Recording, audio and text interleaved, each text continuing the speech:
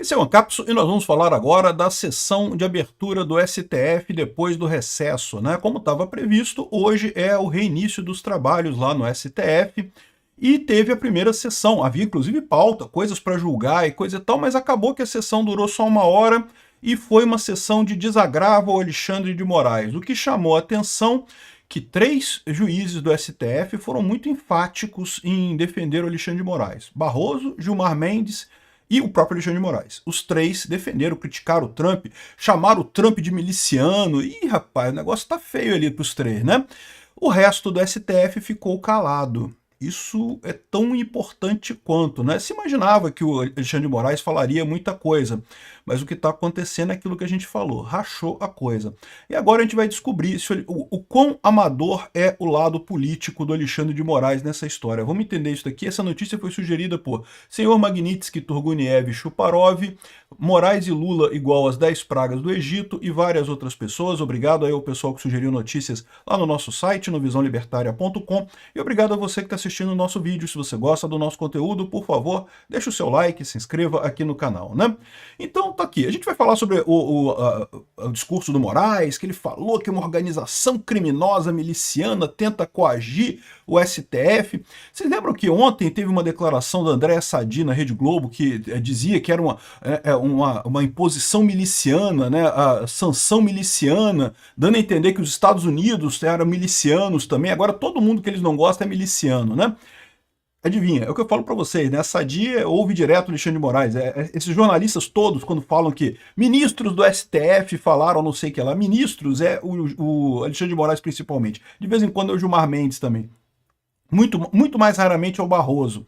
O resto simplesmente não fala com jornalistas, né? Enfim, mas o que chama atenção mesmo nessa história, o que eu acho que é importante nessa história, não é o discurso do Alexandre de Moraes. É lógico que o Alexandre de Moraes ia descascar as batatas toda lá, ia falar pra caramba e não sei o que lá. Agora, o que chama atenção é que, olha só o que disse a Carolina Brígido aqui, ó. Mensagens duras. Moraes e Gilmar Mendes fizeram referência à atuação do Eduardo Bolsonaro e do Paulo Figueiredo, pseudopatriotas que terão resposta à altura do judiciário, não sei o que lá. Isso é um problema, porque, como eu vou falar para vocês, isso vai demonstrar cabalmente para o mundo que há perseguição. Por quê? Porque o que eles fizeram foi denunciar o caso lá no governo Trump. Quem tomou a decisão foi o governo Trump. Por que eles vão ser punidos nessa história, né? Ou seja, obviamente, o que está havendo nesse caso é perseguição política. É exatamente o ponto que eles disseram que o Alexandre de Moraes está fazendo perseguição política, né? Vamos ver qual vai ser a decisão que vão tomar em relação a esse caso. Lembra que esse caso está na mão do Alexandre de Moraes também, né? E vamos ver como vai ser a reação dos outros ministros, porque pode ser que o ministro defina alguma coisa, tome alguma decisão, mas talvez ele não tenha apoio do resto da primeira turma. Não sei como é que vai ser, né? Aqui, ó. O modus operandi golpista é o mesmo. Estamos sofrendo um novo golpe. Nesse momento estamos sob golpe. Sabe o que isso faz, Moraes? Isso faz com que fique claro que você não tinha golpe nenhum, porque o que ele está sentindo é justamente oposição, pessoas criticando o que ele está fazendo, dentro de mecanismos institucionais. A Lei Magnitsky é um mecanismo institucional. Mas aí deixa claro o que ele enxerga como golpe nessa história é o pessoal não gostar do que ele está fazendo, né? Mas enfim, ele chorar essas pitangas aqui, isso não quer dizer nada. O primeiro a discursar foi o Barroso, que fez a defesa institucional do tribunal e enfatizou que os réus serão julgados e coisa e tal. Aí depois desses 3, então esses 3 ficaram ali, né? Apoiaram o Moraes. Depois o Procurador-Geral da República, o Paulo Gonet e o Jorge Messias também entoaram o coro pró-Moraes, fizeram um discurso a favor do Alexandre de Moraes, criticando a coisa toda. Não houve, e de novo, apesar do apoio efusivo dos colegas, também ecoou o silêncio da maioria do plenário. O microfone estava aberto, meu amigo. Qualquer ministro que quisesse se manifestar poderia fazer isso. Os outros 8 integrantes da corte não falaram. 8-3. Eu gosto desse número. 8-3 é um bom número. E na noite de dias anteriores à sessão, alguns ministros que optaram pelo silêncio chegaram a comentar em caráter reservado que gostariam de prestar apoio a Moraes, mas na hora da sessão desistiram. Ficou todo mundo quietinho, achou melhor não entrar nessa Magnitsky assim, tão de cara, né, bater tão de frente, né? E vamos ver qual vai ser a repercussão desse tipo de coisa. Vamos ver se o Moraes vai, de fato, mandar prender o Eduardo Bolsonaro e o Paulo Figueiredo, vai tentar botar o nome deles na lista vermelha da Interpol, ou o que quer que seja, o que ele vai fazer nessa história, porque no final das contas não tem muito que ele possa fazer. Qualquer coisa que ele faça vai, como eu falei, vai comprovar o que ele falou. O fato de terem 8 ficado quietos diz muito sobre o que está acontecendo. Os 3 estão isolados. Agora, aí que vem a parada, né?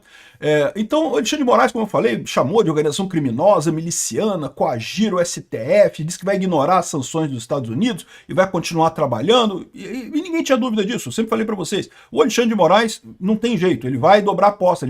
Há muito tempo já ele saiu do razoável, ele saiu do ponto de retorno, ele não tem mais como voltar. Então ele vai agora ou até ele ser preso, ou até ele conseguir tudo que ele quer e dar um golpe e ser o novo ditador do Brasil. Vai ser uma das duas coisas que vai acontecer com o Alexandre de Moraes. Cadeia ou virar o novo ditador do Brasil, né? O outro que defendeu o Moraes foi o Gilmar Mendes. E por que o Gilmar Mendes defendeu o Moraes? O Gilmar Mendes defendeu o Moraes porque, você sabe, eles estão juntos nessa história, né? O Gilmar Mendes e o Moraes são os caras da centro-esquerda aqui no Brasil, do PSDB, do PMDB, dessa turma. Eu não duvido nada que tenha sido justamente os dois ali que combinaram essa coisa toda. Então o Gilmar Mendes não tem alternativa. E aí que eu quero ver qual é o grau de expertise política do Alexandre de Moraes. Porque, veja, está mais do que claro que o Alexandre de Moraes decidiu comprar essa briga, né? Encomendaram para ele essa briga, ele comprou essa briga para destruir o bolsonarismo, né? Quem foi que encomendou isso para ele? Certamente foi o pessoal da centro-esquerda, foi o PSDB, talvez o Dória, não sei, aquela turma ali da centro-esquerda que se sente muito incomodada com a vitória do Bolsonaro aqui nas eleições, com o sucesso popular do Bolsonaro, né? Então, o Alexandre de Moraes encarou esse negócio. À medida que a coisa foi ficando mais complicada, ele certamente deve ter percebido que o pessoal me botou numa coisa ingrata, né? Quando você é colocado como cabeça de uma operação desse tamanho, tipicamente o que os políticos fazem? Eles buscam podres dos outros que colocaram ele naquela situação. Eles querem... Se o Moraes cair, ele vai dizer pro resto do pessoal, olha só, tem esse monte de podre de vocês aqui, ó, eu solto tudo. E por que o Gilmar Mendes pode estar defendendo tanto o Alexandre de Moraes aqui? Eu não sei, eu não tenho informações. Mas vocês lembram que houve uma batida da Polícia Federal na FGV justamente por ligações bastante estranhas com o Gilmar Mendes, né? Chegou a ter essa ação, aí o Gilmar Mendes anulou tudo, né? O STF anulou toda essa ação da polícia na FGV referente ao Gilmar Mendes, né? Então, lembra como é que o pessoal lá em Brasília controla uns aos outros? Já expliquei para vocês, né? Todo mundo lá é corrupto. Então, você sabendo a corrupção do outro, você controla o outro. Eu não descarto nada que essa defesa tão enfática do Gilmar Mendes não é uma coisa de coração do Gilmar Mendes, não. É porque o Gilmar Mendes está na mão do Alexandre de Moraes. O Alexandre de Moraes sabe. Isso é uma coisa positiva pra gente. Porque imagina, se der merda pro Alexandre de Moraes, se realmente o Alexandre de Moraes cair, ele vai levar o Gilmar Mendes junto. Olha que lindo, 2 pelo preço de 1. Que coisa maravilhosa, né? O Barroso, o discurso dele também foi pro Moraes, é verdade, mas foi um discurso mais institucional, tá? Foi um discurso mais em que ele mostra o né, que a corte é independente, tem provas, eu não sei o que lá. Ou seja, a impressão que eu tenho é que o Barroso não quis defender tanto o Moraes assim, não. Defendeu o Moraes, não estou dizendo que não defendeu não, mas defendeu mais o STF. Por quê? Porque ele atualmente é o presidente do STF, ele não tem outra alternativa, né?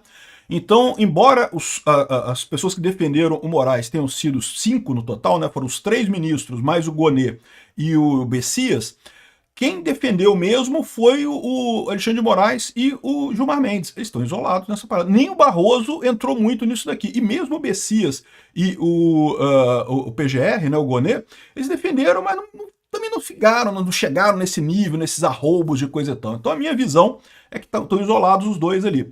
Mesmo os 3 que defenderam estão morrendo de medo, sabem que pode ter sanções, sabem que pode ter problemas, o resto do pessoal já preferiu se afastar disso daí, né? Então, é aquilo que eu falo para vocês, né? O Alexandre de Moraes, eu sempre digo aqui que o pessoal do Supremo descobriu política, um brinquedinho novo, né? São muitos especialistas em direito e coisa e tal, entendem muito de leis e coisa e tal, mas não entendem de política. Começaram a brincar com política ali, né? Olha só, a gente pode definir as coisas aqui, pode decidir as coisas que a gente acha certo pro Brasil e ninguém pode fazer nada, porque se entrar na justiça, a gente que vai decidir mesmo. Pronto, a gente pode fazer qualquer coisa. Olha que maravilha esse brinquedinho da política e coisa e tal. E o problema todo disso daí é que talvez eu esteja certo, talvez realmente eles sejam inocentes e não saibam fazer política. Ou talvez eu esteja errado. Talvez o Alexandre de Moraes saiba fazer política. E na verdade ele está nessa posição muito confortável porque ele pegou gancho de todo mundo, né? Pegou caso de corrupção de todo mundo, pegou informação que, né, compromete um monte de gente na República. E aí o pessoal que vier defender ele muito muito fortemente, como o Gilmar Mendes fez, né, a suspeita que levanta, pelo menos me pareceu, né, assim, me pareceu muito mais do que razoável essa defesa do Alexandre de Moraes, do Gilmar Mendes ao Alexandre de Moraes, né, me pareceu muito mais do que razoável, coisa de quem tem medo, né? Que se um cair, cai ele junto também, né? E assim, da mesma forma, deve ter um monte de gente enganchado. A gente sabe a forma como o Alexandre de Moraes controlou o Hugo Mota e o Alcolumbre, né? Foi claramente ameaçando casos de corrupção lá no Amapá, está investigando casos de corrupção no Amapá, na Paraíba e coisa e tal. Essa é a estratégia. E isso não é novidade, não, tá? Isso é a estratégia de todo mundo lá. Agora, a questão toda é: quantos outros ministros têm esse mesmo problema com o Alexandre de Moraes? Quantos outros ministros ele tem ganchinho também? Ele tem alguma coisa ali que ele pode usar contra os ministros, pode ameaçar e coisa e tal. Eu acharia lindo se ele cair, porque ele falou em traição. Ele falou que não, que traição, que não sei o que lá, chama conspiradores nos Estados Unidos de organização criminosa e blinda a STF de chantagem. Diz que não vai mudar nada por conta dessas chantagens da lei Magnitsky e coisa e tal. Não, eu tenho certeza que ninguém vai... Ele nunca pararia, né? A questão é se os outros estão dispostos a comprar essa briga neste nível, né? E não só os outros, como também os empresários que apoiam essa turma, porque certamente eles estão sofrendo pressão de empresários também. Então essa é a situação. O discurso do Moraes foi muito duro, muito forte, mas ninguém esperava outra coisa dele, não faz diferença. O que chamou atenção foi o discurso do Gilmar Mendes, tipo, falando, me põe na Magnitsky também, que eu quero ir junto, porque senão o Xandão mostra meus podres aqui, aí eu vou me ferrar mais ainda, então quero entrar na Magnitsky também. Praticamente implorou o Gilmar Mendes. O Barroso eu achei que já ficou mais institucional. Foi favorável ao Alexandre de Moraes, mas de forma institucional, sem muita coisa, né? Falou em traição um monte de vezes, é verdade, ele está falando de traição aqui no sentido de que o Eduardo Bolsonaro teria traído o país. Mas o fato dele ter usado a palavra traição várias vezes no discurso, lembra, né? Esses discursos são pensados, cara. Ele falou traição várias vezes ali pro pessoal do STF. Ele talvez tenha ganchinho de outras pessoas. Ele tem um ganchão grande do Gilmar Mendes lá, talvez o caso da FGV, não sei, né? Mas pode ter ganchinho de outras pessoas também. Eu sei podre de vocês também. Quem tá me traindo aí, eu sei podre de vocês também, tá? Vamos ver agora se isso realmente acontece, né? Como é que vai ser essa jogada política do Alexandre de Moraes. Me pareceu totalmente isolado. Ficou ele e o Gilmar Mendes só defendendo a coisa, o resto do STF todo, o Barroso só protocolarmente, mas o resto do STF todo mundo calado, né? É lógico, só discurso não quer dizer muita coisa. Vamos ver como é que a coisa vai caminhar na prática quando eles começarem a tomar algumas decisões agora. Mas eu acho que o Alexandre de Moraes ficou isolado nessa, hein? Foi marcado para morrer pelos colegas, né? Ou seja, morrer no sentido lógico de político, né? O pessoal já decidiu aquilo que eu falei para vocês, que é a solução mesmo, é isolar o Moraes, botar a culpa toda no Moraes e salvar o resto do STF. Qual que é o problema para isso? Eu não sei quais são os ganchos que o Moraes tem na turma lá, né? Quantos tem podre com o Moraes? Aparentemente, o Gilmar Mendes a gente sabe que tem. Os outros, não sei, vamos ver o nível que vai ter aí nos próximos meses, né? E como vai ser o acordo, né? Porque certamente eles não vão tirar o Moraes assim, né? Mas eles podem combinar alguma coisa com o Moraes, podem combinar alguma coisa nessa história toda aí. Tá ficando divertida essa coisa, o Moraes tá ficando isolado. Obrigado por assistir o vídeo até o final. Além de curtir, compartilhar e se inscrever no canal, considere se tornar patrocinador com valores a partir de R$ 1,99. Clique no botão Seja Membro abaixo para saber as condições e vantagens de patrocinar o canal. Mais informações sobre o nosso projeto, visite nossos sites indicados na tela.